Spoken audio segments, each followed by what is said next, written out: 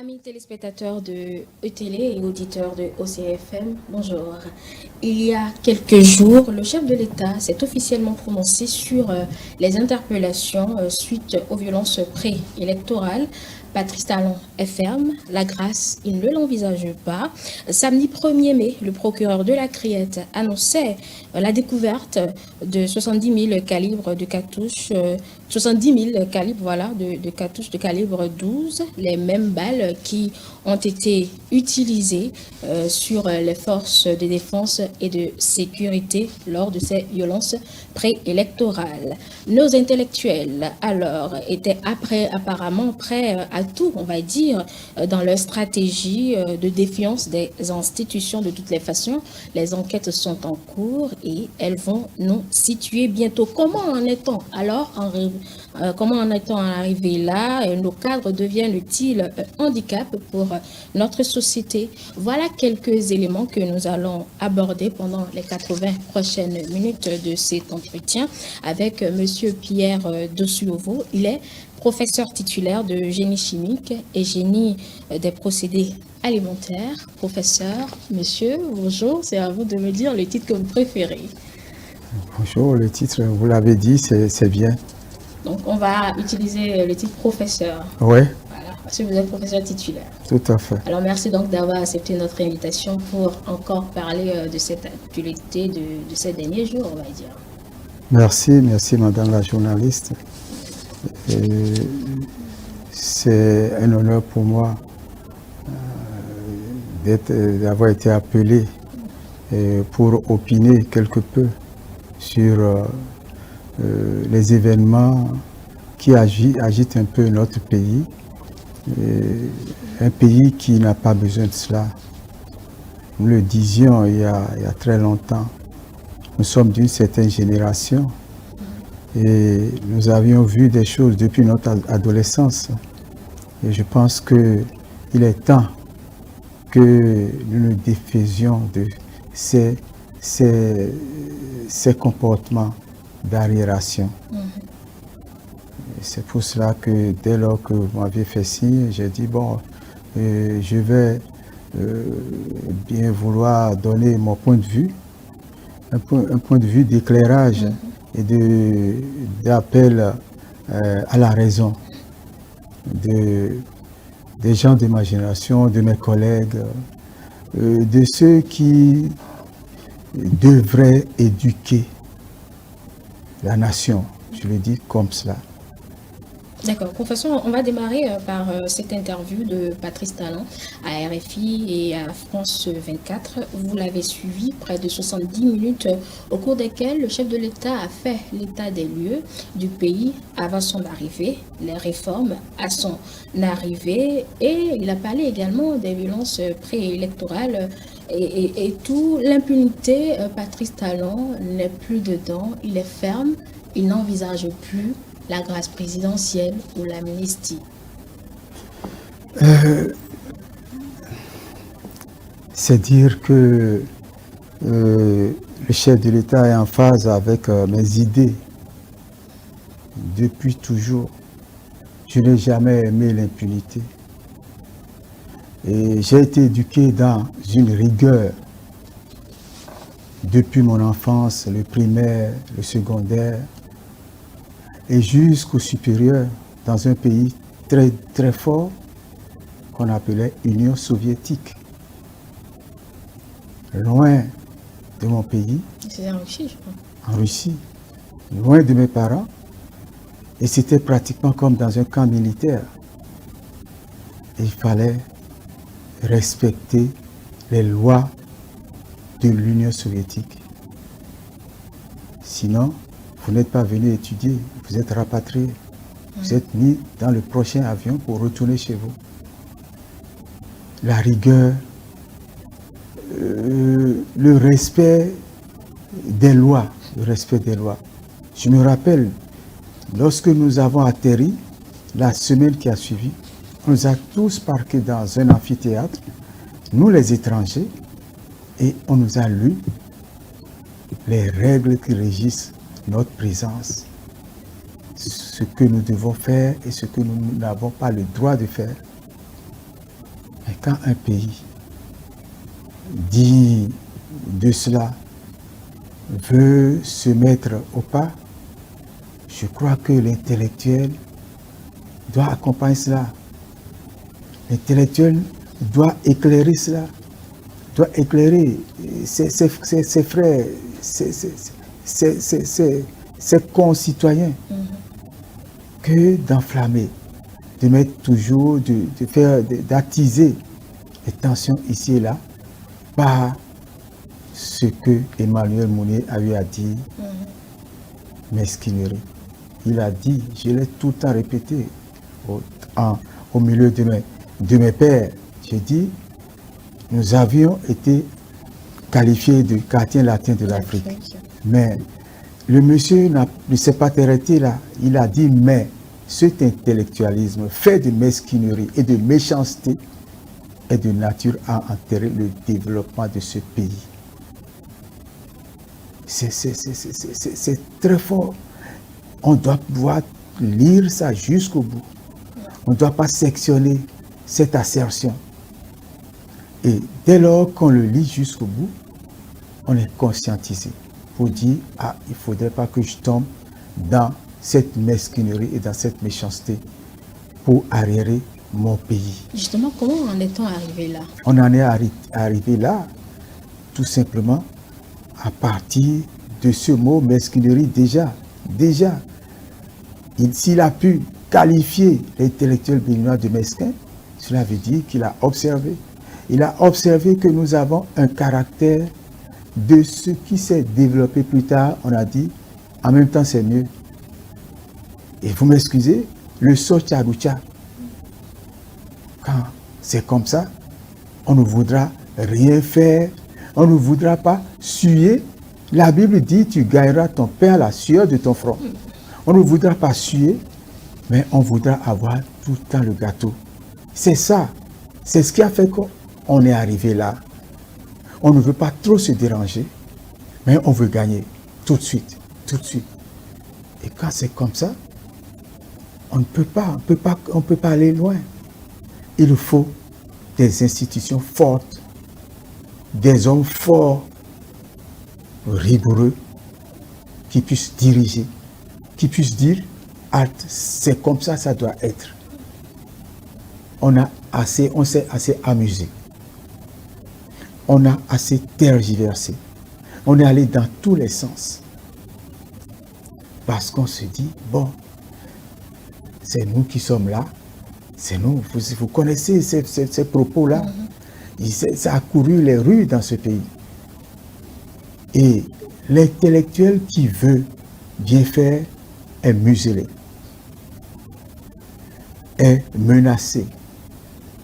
Parce que lui, il est différent. Parce qu'il est différent. Et on va jusqu'à te dire, ah mais dans un pays où tout le monde marche sur la tête, il faut aussi marcher sur la tête. Mais c'est dangereux. C'est dangereux pour notre petit pays.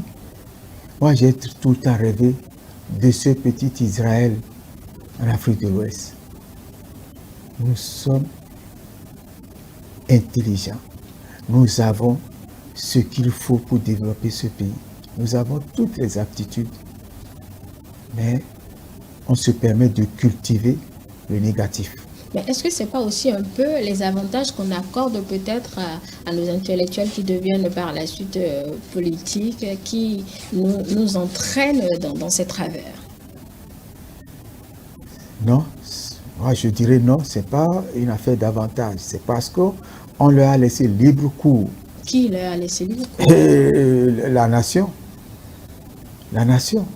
Les gouvernants qui ont précédé. Les gouvernants qui ont précédé. L'État, c'est nous tous. Nous tous, vous et moi. Mais les gouvernants ont permis à ce que cela soit comme ça.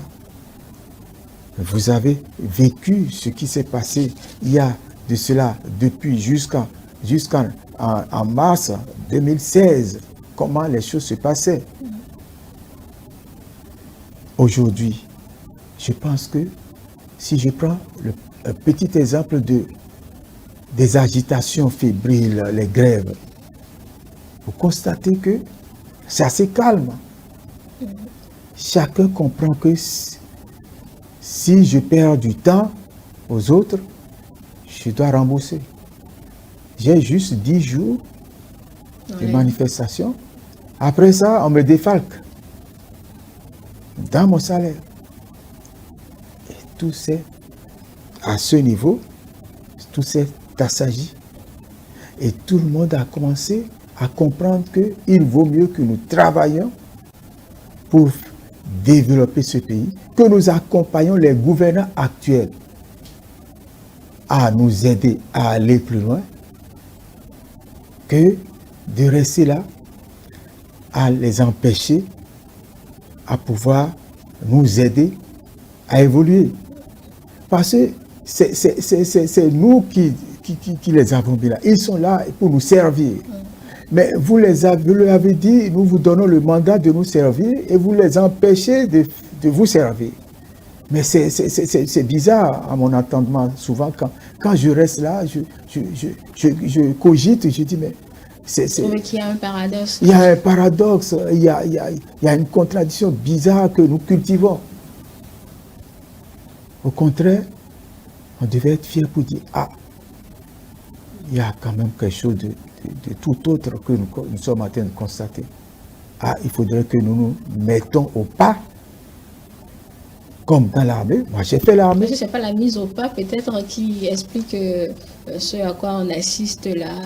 La chose, elle est nouvelle, on apprend à s'adapter. Les réformes sont partout, certes, mais c'est progressivement. Peut-être que c'est l'espèce progressive. J'ai souvent dit, je suis technologue, comme je l'ai dit. J'ai souvent dit à mes compatriotes, mes collègues, vous n'avez jamais avalé un œuf avec sa coquille tout entier? Vous n'avez jamais pu faire ça. Vous avez tout le temps cassé l'œuf.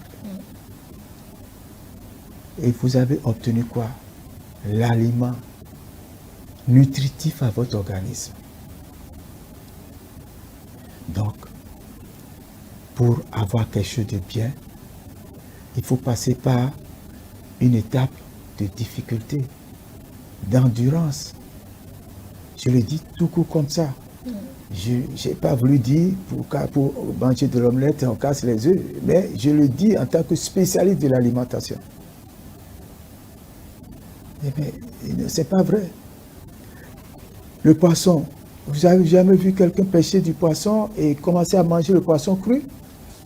On va le regarder d'un œil bizarre. Il va préparer le poisson. Il va mettre ça sous une autre forme, comestible. Donc, si on est intellectuel, c'est comme ça qu'on doit pouvoir faire des analyses, pouvoir réfléchir. Que de rester en superficie et de commencer à faire des agitations que j'appelle fébriles et qui ne donnent que du mauvais, qui ne fait que carriérer le pays. Même si on vient vous dire, faites ça quand même. Je suis intellectuel. Je dois travailler un peu le Congolo. Je ne dois pas voir mon intérêt premier. Donc, si on doit replacer tout ce que vous dites là dans l'environnement politique, les événements qu'on vit, rien ne peut expliquer ce à quoi on a assisté lors de ces événements du 6 avril. Pour moi, rien ne peut expliquer ça. Pour moi, rien ne peut expliquer qu'on appelle ce comportement. Rien ne peut expliquer. Est-ce qu'ils aiment leur pays comme ça? Ils n'aiment pas le pays. C'est où le patriotisme? Ils n'aiment pas le pays, tout court. Quand on aime son pays, sa patrie, on ne peut pas se comporter comme ça. Là où ils sont, ceux qui sont à l'extérieur, ceux qui ont dit qu'ils sont chassés, moi je ne sais comment ils se sont retrouvés là-bas. Mais ils sont au frais. Mais là où ils sont, ils voient comment les gens se comportent. On ne se comporte pas n'importe comment là-bas. On vous applique la loi.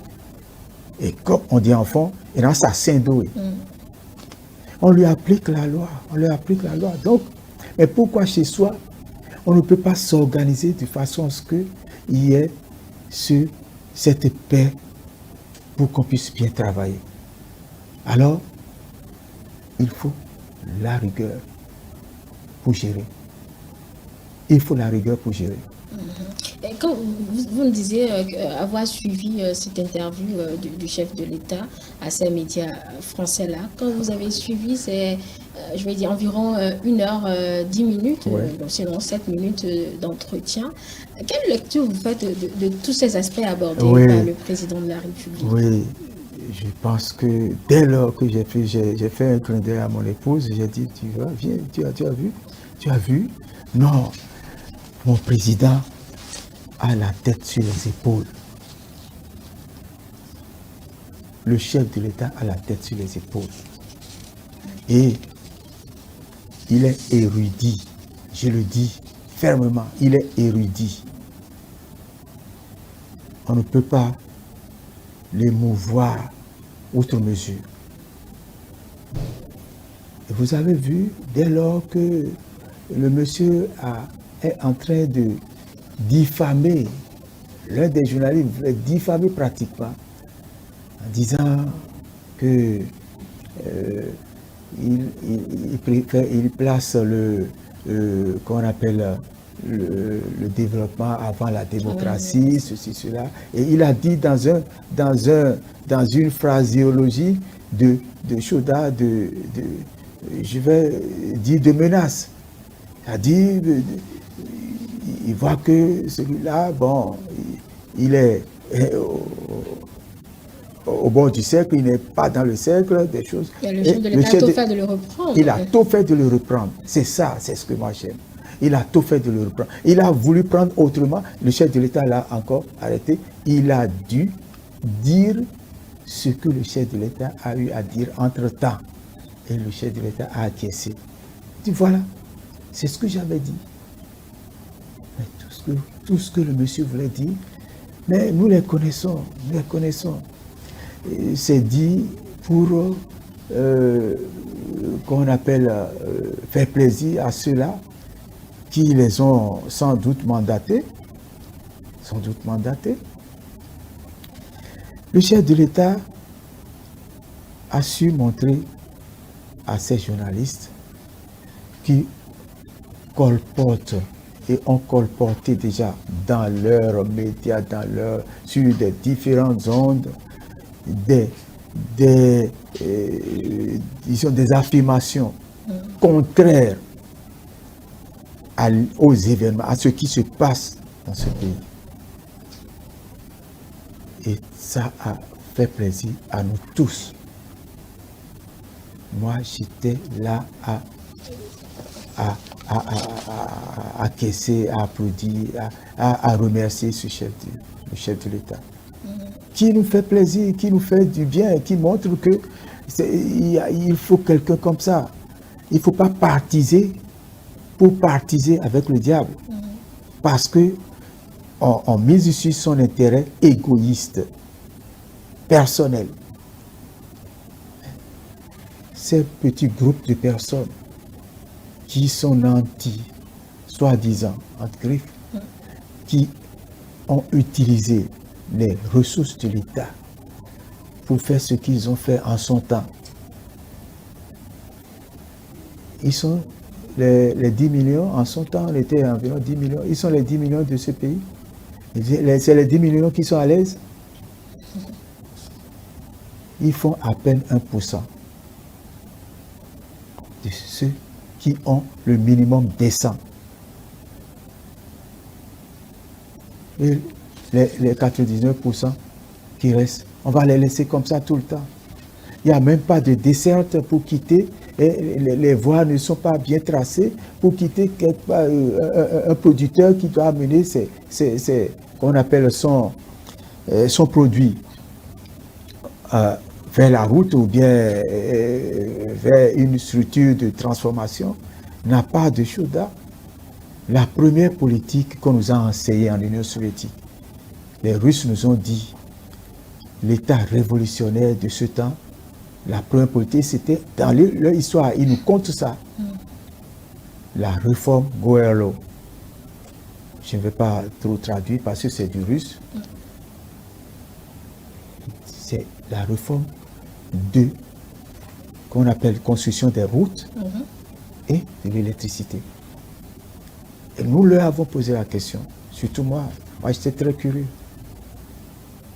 Mais pourquoi d'abord cette réforme? Je dis, ah oui, nous devons nous développer à partir de ce que nous avons, l'agriculture. Toute la nation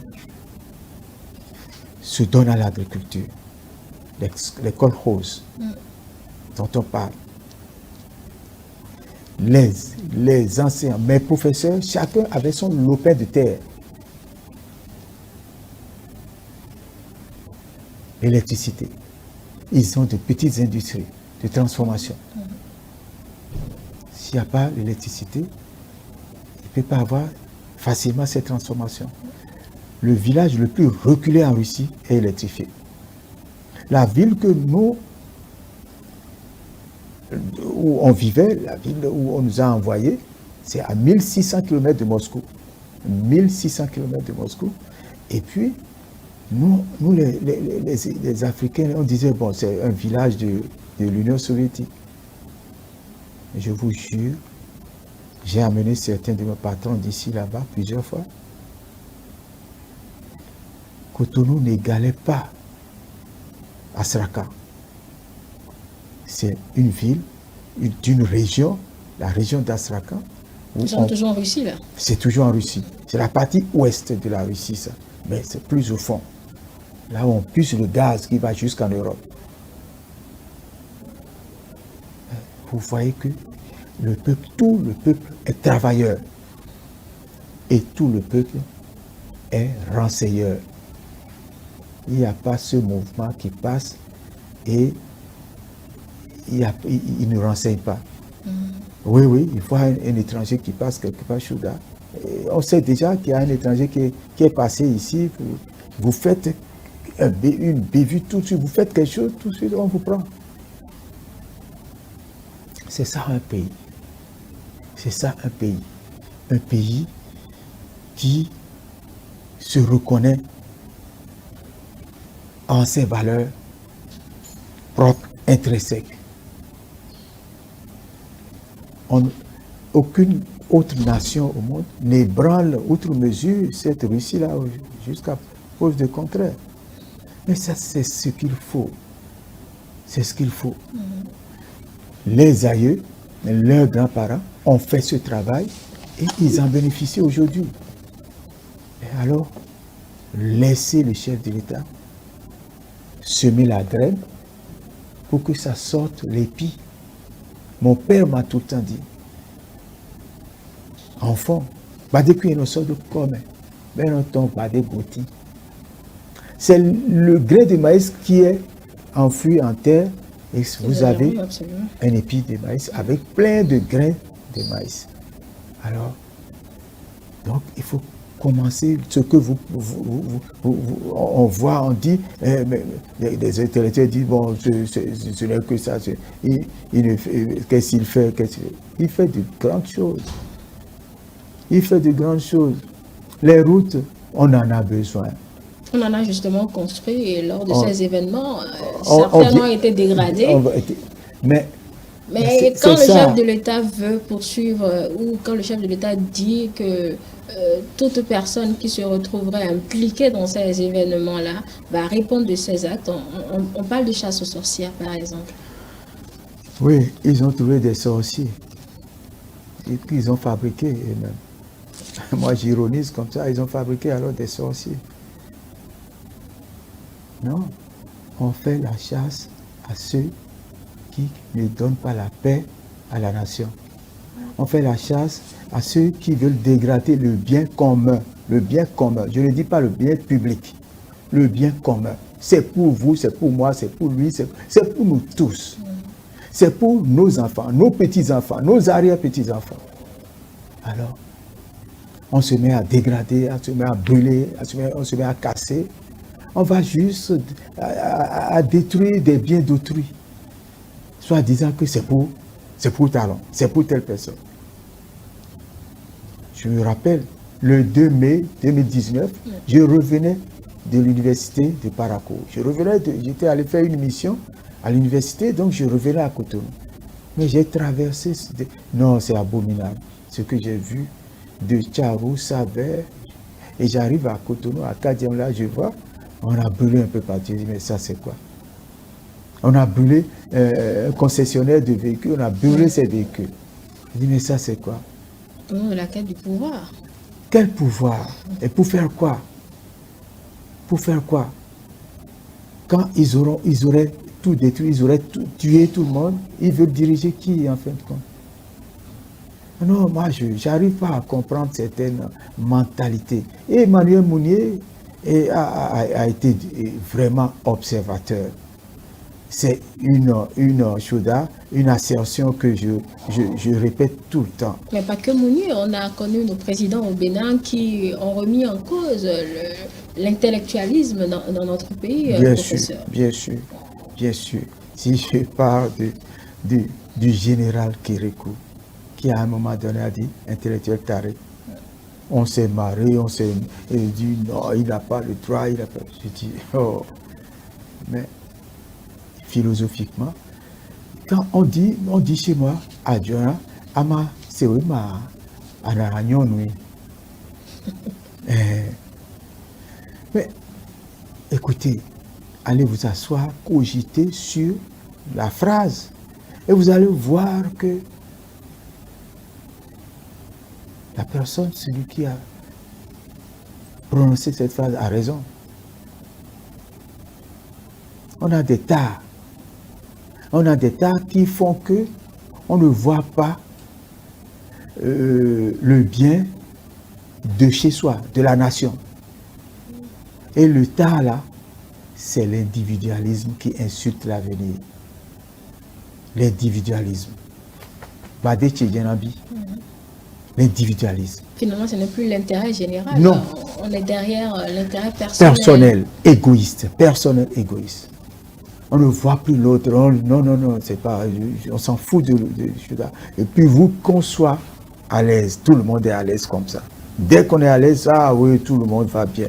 Et tout le pays va bien. Bon. Mais dès lors qu'on a dit, et le chef de l'État, Talon, a dit, mais qui constate un désert de compétences dans son pays. Ah, à l'université, on a crié, on dit, ah, qu'il nous insulte. J'ai dit, vous avez oublié comment on appelle la phrase de Kérékou? Ah, d'accord. Vous avez oublié? Écoutez, même si vous êtes compétent, j'ai fait un exemple, j'ai donné un exemple à certains. Je dis, vous allez dans un désert, dans le désert là, dont on parle là, le vrai désert. Est-ce que c'est réellement désertique? Si on rentre dans le sens sociologique, pas pragmatique, le fait, il y a des oasis où les dromadaires, quand ils sont en train d'évoluer, ils s'arrêtent quelque part pour s'abreuver. Il y a des touffes d'herbe et puis ils mangent. Ça veut dire que il y a le désert, il y a la compétence, mais la compétence a déserté le forum. A déserté, la compétence a quitté là où elle devait rester. Ce n'est pas tout le monde qui a déserté. Ce n'est pas tout le monde. C'est en cela que je donnais l'exemple des oasis. Mais il y a des points où il y a du bien. Il y a du bien. Il y a des oasis, il y a de l'eau, il y a de l'herbe. Donc, ça veut dire qu'il y a qu'on appelle des compétences qui sont encore valables, qui peuvent aider à propulser ce pays. Mais il y a beaucoup d'autres compétences qui ont déserté. C'est tout. Il fallait comprendre ça comme ça. Désert de compétences. C'est-à-dire des compétences qui ont déserté le forum. Mais il faut que ces compétences restent là et se manifestent. Et se manifestent. Et montrent qu'elles sont nécessaires pour construire le pays. Donc moi, je dis, ces phrases-là m'élèvent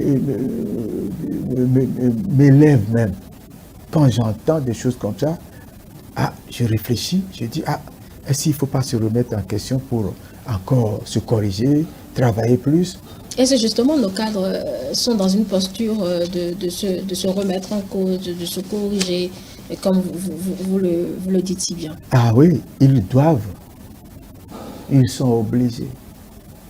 Ils sont obligés parce que le pays, c'est pour nous tous. C'est pour eux, c'est pour leurs enfants, c'est pour leurs petits-enfants.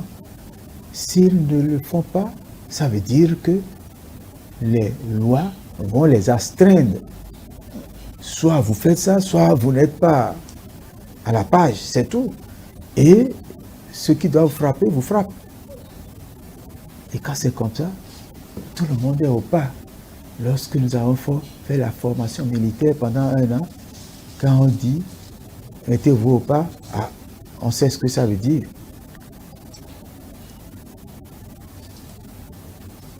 Voilà un peu ce que je peux brosser par rapport à ces, qu'on appelle ces phrases.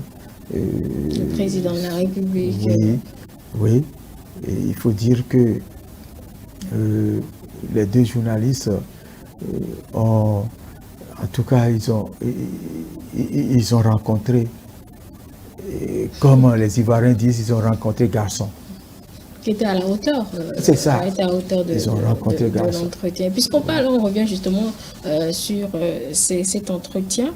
Le chef de l'État a fait comprendre, même à la communauté internationale, d'accord, mais au peuple béninois, qu'il y avait un vaste complot, par exemple, pour, on va dire, déstabiliser le pays, avec aussi ces précisions du procureur de la République qui parle des cartouches de calibre 12 récupérées. On se rend compte qu'effectivement, Patrice Talon n'avait pas tort de s'exprimer en ces termes-là avec les journalistes français.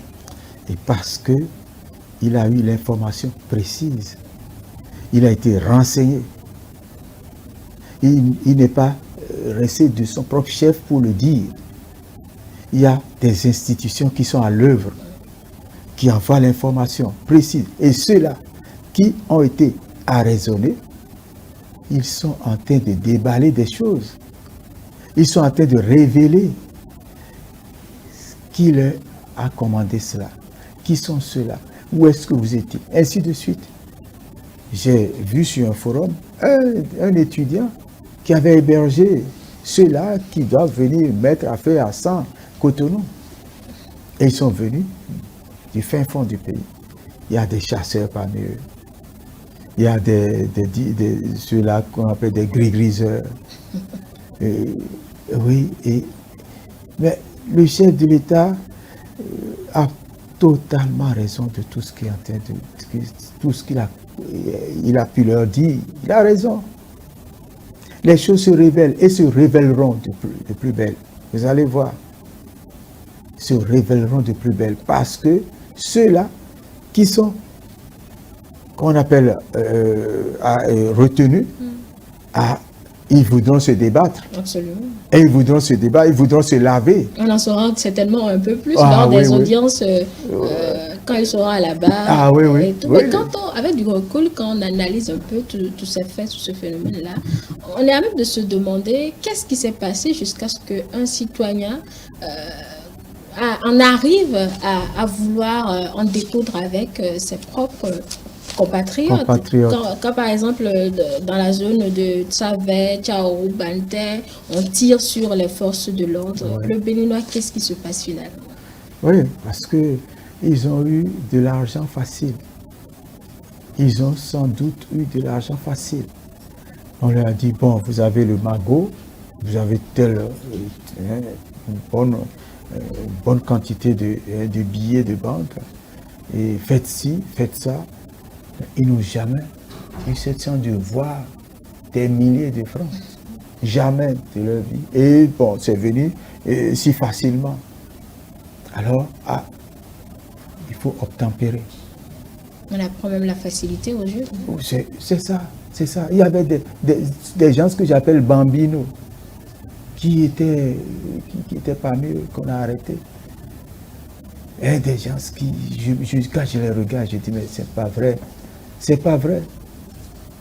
Ceux-là, on doit les mettre au travail.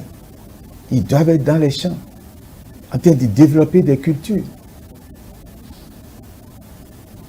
Ils sont là, à longueur de journée ou bien à longueur d'année, à ne rien faire et à attendre ces opportunités pour aller commettre des choses, des forfaits.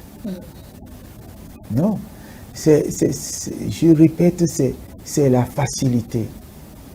C'est l'obtention du gain facile. Obtenir un magot tout de suite, puis bon, j'ai l'argent.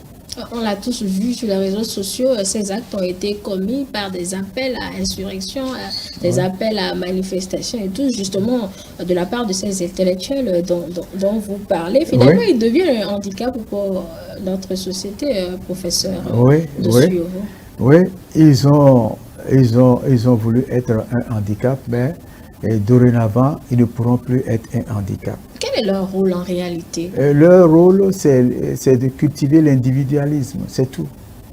C'est de cultiver l'individualisme. Le partage, non. Enfin, c'est ça, c'est ce qu'ils font. C'est ça. Mais ce qu'ils devraient faire. Ce qu'ils devraient faire, c'est partager le bien, ce qui est bien, et non partager ce qui est mauvais. Partager ce qui est mauvais, moi je mets ça dans de l'individualisme. Et quand j'ai fini de faire ça, bon, je vais me réfugier quelque part, et puis bon, et quand tout se tasse là, et puis je reviens. Ou bien, bon, le chef de l'État a raison de dire qu'il n'y aura plus d'impunité. Parce que on a gracié des gens qu'on a retrouvés. Déjà en 2019? Combien d'années? 2 ans. On les a retrouvés encore. Ils ont récidivé. On les retrouve dans cette chose-là, ce mouvement encore, pour faire de plus belle. Ah non, non. C'est en cela que je dis, moi, Pierre Dossiro, j'ai été éduqué dans la rigueur. Et il faut que la rigueur, et cette rigueur m'a fait du bien. J'ai étudié... Mais ce n'est pas parce qu'ils ne savent pas reconnaître le bien du mal ou bien sortir le bon grain de l'ivraie. Je vous dis que c'est l'individualisme. L'individualisme.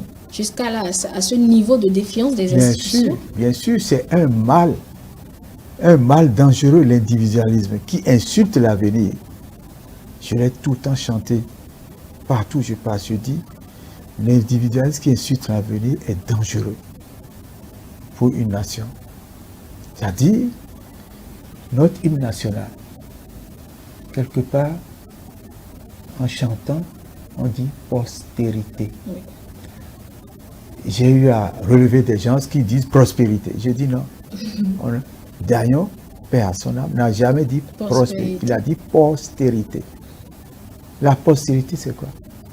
C'est la génération future, les enfants. C'est le demain, c'est le chose-là. Alors, et l'hymne déjà nous enseigne le travail qu'il faut pour la postérité.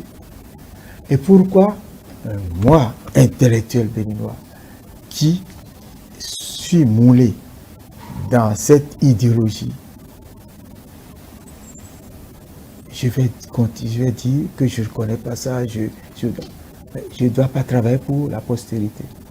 Alors, je suis fonctionnaire de mon État pour faire quoi? Pour juste aller prendre le salaire et puis c'est fini. On a fini avec ça depuis avril 2016. On ne doit plus se contenter seulement de cette routine. Je suis venu à telle heure, je reste là, comment on appelle, je gratte les doigts et puis dès qu'il est là, je suis parti. On attend la sortie. Non. On doit constater que vous avez donné un rendement. On doit le constater. Et des gens comme nous, quand nous essayons d'imprimer cela, on nous voit comme un extraterrestre. un extraterrestre. Et moi, je dis, mais chaque jour que Dieu fait, je dis, regardez la photo là. Vous avez vu le monsieur là? Autant il est rigoureux, autant je suis aussi rigoureux. C'est ce que j'aime. Cette rigueur-là, il faut que chacun de nous commence par s'en approprier. Et vous allez voir, tout va changer. Tout va changer. Les enfants vont commencer à comprendre que, ah non, c'est le travail ou rien. Les Chinois, travail ou rien. C'est pour ça qu'ils en sont arrivés là. Les Russes, travail ou rien. C'est pour ça qu'ils sont ce qu'ils sont. Les Indiens, travail ou rien. C'est pour ça qu'ils sont dans le BRICS. Ils sont dans les pays émergents. Le Bénin n'est pas loin de là. On peut. Nous allons travailler à cela, même si le président Talon finit son mandat. On fera tout pour que celui qui va être là puisse continuer sur la même lancée et la même rigueur. Si nos cadres le laissent travailler. Et si nos cadres le laissent travailler. Mais ils ne peuvent pas l'empêcher de travailler tant qu'il y a des règles, des normes et des lois. Entre autres, je ne vous ai pas dévoilé, j'ai fait de la sociologie, je suis socio-anthropologue. Ici, tant qu'il y a des règles, des normes et des lois. Et avec ce à quoi nous assistons, qu'est-ce qu'on laisse justement à cette postérité dont on parle? Qu'est-ce qu'on apprend à ces enfants-là, à ces jeunes qui nous Oui, la postérité est en train de constater que avec qu'on appelle les prises de poissons, je l'appelle comme ça, c'est-à-dire l'arrestation de tous ceux qui ont mal fait, tous ceux qui ont voulu mettre le pays à feu à sang. La génération montante est en train de constater que quand on fait mal, on est pris. Petit exemple, plus personne ne peut se hasarder à prendre les sous, le copec de l'État. Ouais. Il y a la peur de la créate aujourd'hui. Voilà, c'est le mot ça. Dans toutes les têtes. Voilà, on dit, ah, si tu touches à ça, il y a la criette. Voilà, c'est ce que je suis en train de dire et répéter. Dès qu'il y a quelque chose qui vous canalise, ah non, vous êtes obligé de respecter cela. Quand vous rentrez au séminaire pour devenir prêtre, vous respectez les règles qui vous amènent jusqu'à être diacre prêtre.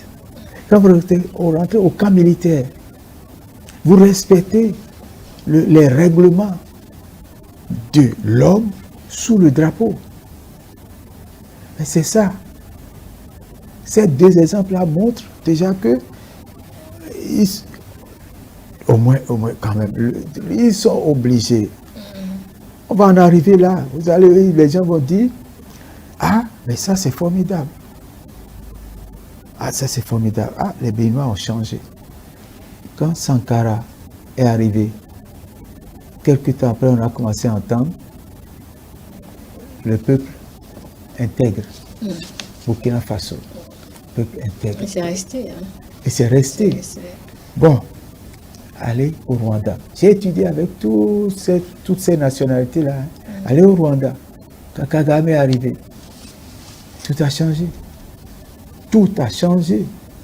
Le respect de la chose. Mais c'est ça qu'il faut. Et puis on parle d'autres peuples viennent dire, comme ces journalistes, dictature. Mais quand on dit ces choses-là, je ris des fois. Je dis, mais c'est quoi la dictature?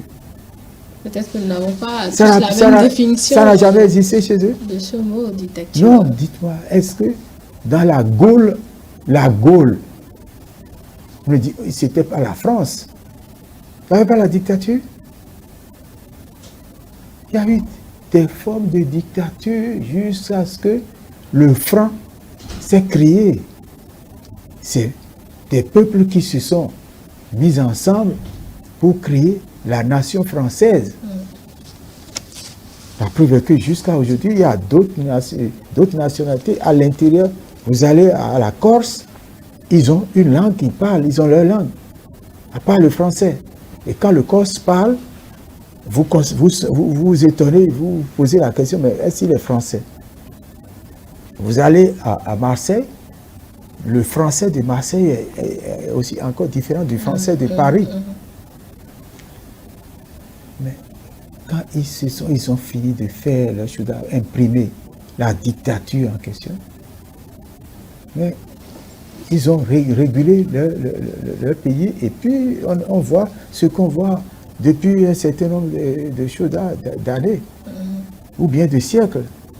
C'est ce qu'il faut. Nous pensons que les Noirs ne détenaient pas qu'on appelle les règles de jeu dans le monde.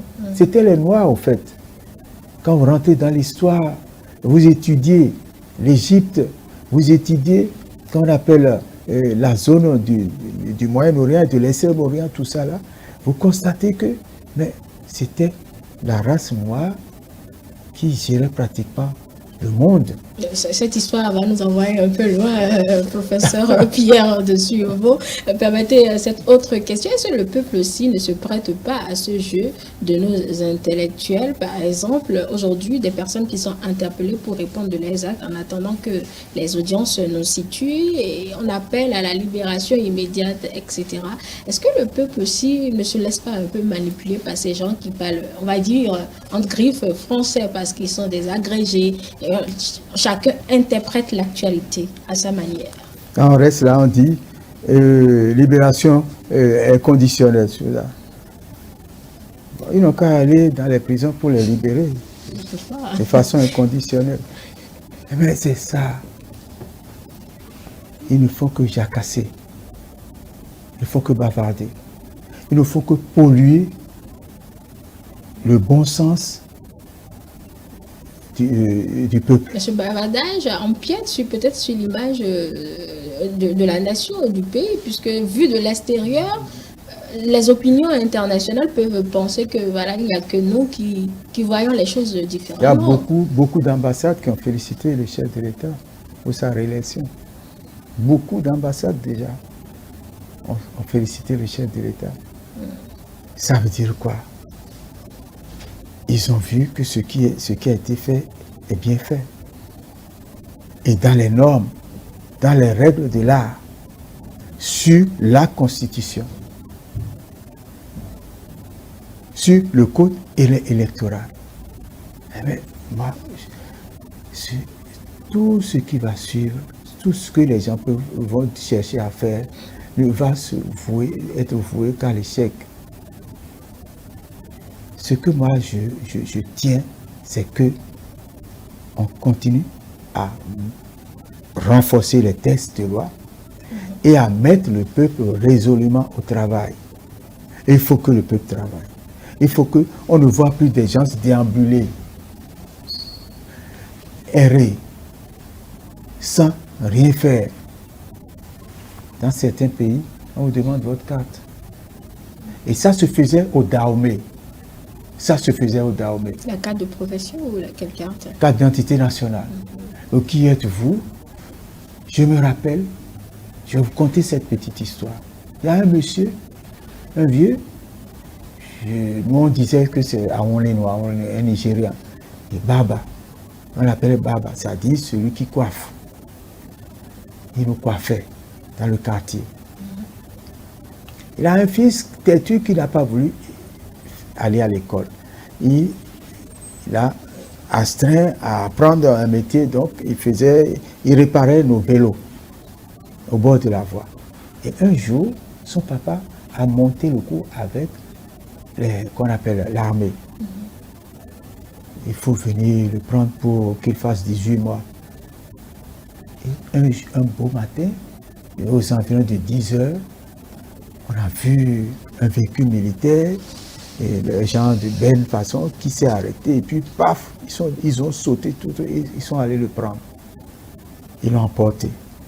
Ça se passait en 68, 1968. 1980. Ça fait 12 ans après, non? Oui, 12 ans. Je suis pas très bonne en calcul. Je me suis retrouvé au camp de Ouida. J'allais, quand j'ai vu le monsieur, avec, déjà il est sergent-chef, avec les balafres.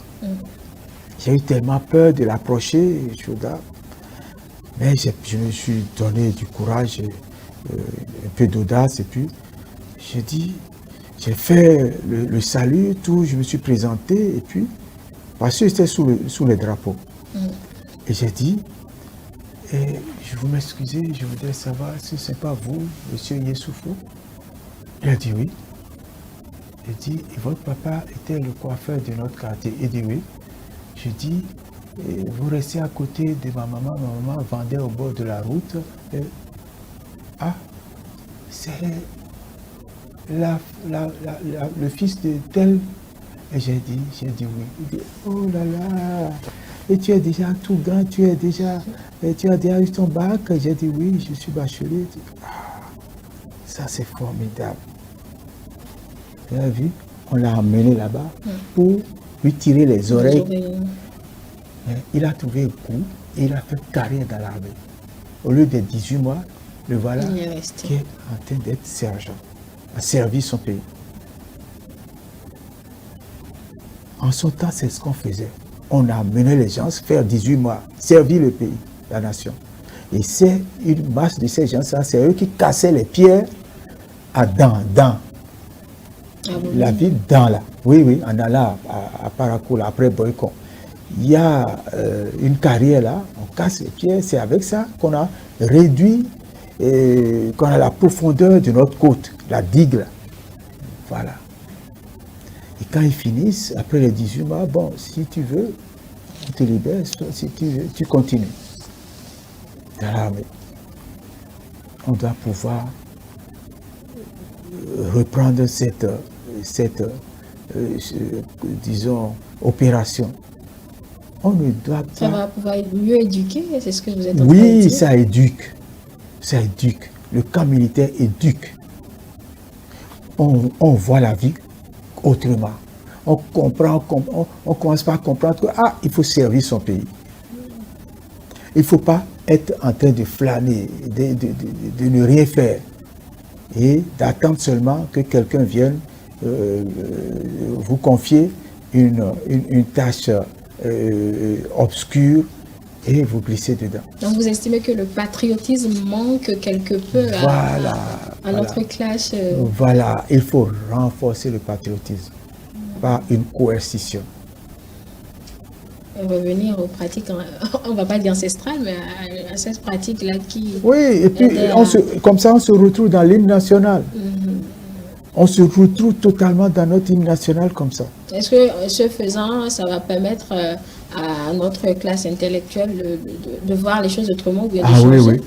Là, on ne peut pas agir sur ceux qui sont déjà là parce qu'ils sont d'un certain âge, d'un certain niveau. Tout à fait, mais il y a des approches de solutions. Il y a des assez jeunes encore qui sont là et à qui on peut imprimer cela. Oui, il y a des assez jeunes à qui on peut imprimer. Des gens d'imagination, peut-être pas. Non, on voilà. Déjà tordu. Et si on doit caricaturer les choses ainsi, professeur de suivre. Alors, sur la place que Patrice Talon accorde, par exemple, au dialogue, le chef de l'État a dit qu'on peut dialoguer à tout moment, mais quand on ne sait pas, est-ce qu'on a une chance d'y arriver vu comment se comporte oui, on peut dialoguer. Politiques. On peut dialoguer. Le dialogue, il est naturel. Le dialogue est un fait naturel. Mais on ne peut pas dialoguer dans une tension. On ne peut pas avoir des gens braqués et dire qu'on veut dialoguer. Mais il faut qu'eux-mêmes se remettent en question, reconnaissent qu'ils sont pour quelque chose dans la déconfiture de la situation. Et là, le dialogue naturellement se fait. Mais on ne peut pas camper sa position et dire dialogue. Ça c'est injurieux, ça. Moi, je dis que c'est injurieux. Vous injurez l'intéressé comme ça. C'est quoi le dialogue? Ou bien on va prêter seulement le mot et puis ça y est, bon. Et le mot est bon à répéter. Le thème semble même galvaudé. C'est bon à être répété et puis c'est tout, dialogue. Alors que vous savez dans votre subconscient que ce n'est pas ce que vous êtes en train d'escompter. Juste derrière le dialogue, ça y est, la preuve est que on a crié, et il faut gracier, il faut amnistier. Il a gracié, et revoilà. Ils sont revenus, non? Vous cherchez à mettre à feu à sang, non? Et pour ne pas encore retomber dans ce travers, il a dit niet cette fois-ci. Oui, c'est ça qu'il faut. C'est ça qu'il faut. Moi, entre parenthèses, les gens disent, ben, il est trop rigoureux, il est trop... Non, ça fait du bien. Franchement, je vous dis, ça fait du bien. La rigueur, ça fait du bien. Ça élève, ça éclaire, ça donne à aller loin, à bien faire. Parce que vous-même, vous dites, vous imprimez cela, vous dites, ah, attention, il ne faudrait pas qu'on me trouve de failles. Donc, je dois tout faire pour être vraiment à la page dans les normes. Une fois que c'est comme ça, mais vous allez être à la page et vous allez pouvoir aider les autres à être comme vous. Mais c'est ça, c'est ce qu'il faut. Franchement, moi je dis c'est ce qu'il faut. Et justement, que suggérez-vous à ces cadres-là qui nous suivent, nos intellectuels-là, nos nantis de la République, pour qu'on ait le même niveau de compréhension des choses, pour participer à ce patriotisme-là dont nous avons parlé? Premièrement, je souhaite à ce que les cadres, les intellectuels reprennent l'hymne national de notre pays et relisent tous les couplets. Aille chercher l'assertion d'Emmanuel Mounier, le plaquer un peu partout, dans leur bureau ou bien dans leur maison. Ensuite, régulièrement se remettre en question à cause de la postérité. Qu'est-ce que je veux leur laisser? Qu'est-ce qu'il faut que je leur laisse? Est-ce que c'est seulement à mes enfants que je dois laisser des choses? Non. Partout où j'arrive, que j'imprime quelque chose qui fasse du bien, qui soit en train d'évoluer pour que les gens en bénéficient. C'est ce que je chante. Moi, je chante. Amen. Amen. Je vais dire aux gens de ma génération et aux gens qui sont plus jeunes que moi. Avant que je n'arrive ici, j'étais à une conférence sur les innovations, la valorisation des résultats de recherche et l'innovation technologique, par exemple. Mais mes jeunes confrères, mes jeunes collègues de département de chimie étaient vraiment ravis de cette... Et ils m'ont demandé à ce que je vienne répéter cela. Je me suis tellement imprimé une rigueur que dans ma formation, je suis devenu inventeur. J'ai des brevets d'invention. J'ai renforcé ce qu'on appelle la recherche. Je suis un chercheur, malgré que je sois enseignant. J'aime la recherche et je la fais. Et quand je suis dans les forats, les arènes où on doit discuter de la propriété intellectuelle, je me sens à l'aise. Je me sens à l'aise. Chez moi, je me bats pour que tout le monde en arrive là. J'ai déjà fait faire des brevets à mes étudiants. Des brevets d'invention.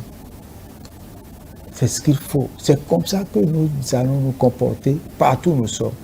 Faire quelque chose pour que ça profite à l'entourage. Que nous leur donnons, leur imprimons cette marque-là, et puis parce que c'est eux qui vont perpétuer cela. C'est ça, c'est ce que je veux, ce que je voudrais dire à mes choses, les gens de ma génération, les intellectuels. Parce que ce n'est pas seulement ceux de ma génération qui sont aujourd'hui intellectuels. Il y a des gens plus jeunes que moi qui sont intellectuels. Voilà. Et surtout d'être prêt de répondre de ces actes quand nous allons contre les lois, puisque nous avons pendant longtemps légalisé l'impunité, on a pris cela. Quand vous naviguez à contre-courant, vous avez les revers du courant. Ça, c'est inévitable. Si vous voyez des phénomènes comme ça, vous allez comprendre ce que je suis en train de dire. Quand vous naviguez à contre-courant, vous avez les revers du courant. Puis c'est tout. Il vaut mieux respecter le courant et aller naviguer vis-à-vis du courant. Comme le courant est en train de faire chose. Vous forcez, vous faites autre chose, il vous renverse. Absolument. Professeur, nous allons conclure cet entretien sur, on va dire, cette profession de foi du chef de l'État, la dernière partie, quand il s'est agi de la révision de la Constitution. Pour un moment en 2026, il a martelé. Si vous avez vu qu'on appelle la force avec laquelle il a dit, je pense que quand vous observez le monsieur, n'est pas quelqu'un qui est de cette nature. Non, il est d'une nature véridique. Il a dit, j'étais loin, je l'ai suivi en 2016. Le jour où il y avait un meeting à Novotel, il a dit qu'il vient pour faire telle chose. Et quand les gens ont commencé à dire, je paraphrase, Agbono, il dit non, attendez de voir ce que je projette faire avant de m'appeler comme ça. Ça veut dire quoi? Ça, c'est quelqu'un qui est véridique, ça. Il n'est pas de celui-là qui montre que, bon, c'est moi. Le populisme, non. Le culte de la personnalité, non. Le m'as-tu vu? Non. Donc, quand c'est quelqu'un comme ça, quand il a dit, il faut aller écrire au mur. On peut le prendre donc au mot. Il faut croire, les yeux fermés. Les yeux fermés. Ah, j'aime des personnalités comme ça. Oui, parce que j'ai vu. Je suis né avant, bien avant les indépendances. J'ai vu, je suis devenu... Il y a eu des présidents faire. J'ai vu depuis mon adolescence, depuis l'âge de 10 ans, je vous dis, nous avons vécu des choses. Nous avons vu des choses. Nous avons supporté des choses. Donc, franchement...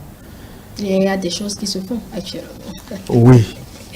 Professeur Pierre de Soureveau, je rappelle que vous êtes professeur titulaire de génie chimique et génie des procédés alimentaires. Avec vous, nous avons parlé de l'intellectualisme, si on peut le caricaturer ainsi, et également du patriotisme de ces cadres-là pour pouvoir permettre le développement de notre nation qu'est le Bénin. Nous allons conclure cet entretien, professeur. Il me plaît de dire que nous devons d'accompagner fermement le courant qu'a instauré le nouveau départ, le régime actuel. nous nous devons d'accompagner, comme cela se doit, ce courant pour que la postérité trouve son compte et perpétue ce qui a été fait, comme nous avons vu sous d'autres cieux, dans d'autres nations. C'est mon mot de fin. Merci beaucoup à vous d'avoir accepté notre invitation pour ce temps d'antenne. Mesdames et messieurs, vous l'avez compris, c'est tout pour cet entretien avec Pierre de Suovo, qui est professeur titulaire de génie chimique et de génie des procédés alimentaires. Merci de nous avoir suivis. On se retrouve sur d'autres programmes.